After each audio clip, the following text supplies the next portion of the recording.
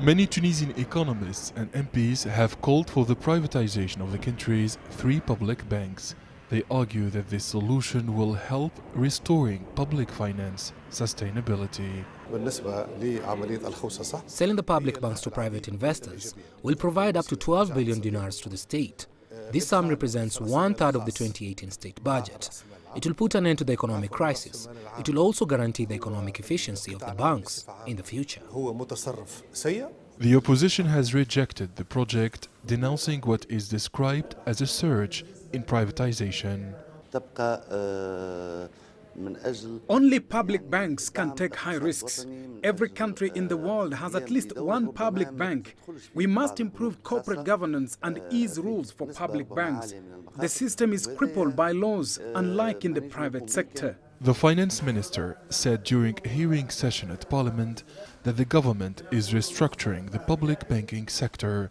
Rida Shalhoum added that the country's 3 public banks will continue to play their role in financing the Tunisian economy. Restructuring began with the recapitalization of these banks.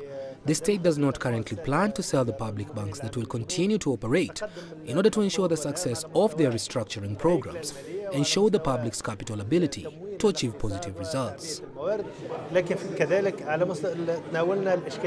For decades, the public banks have financed the country's economy.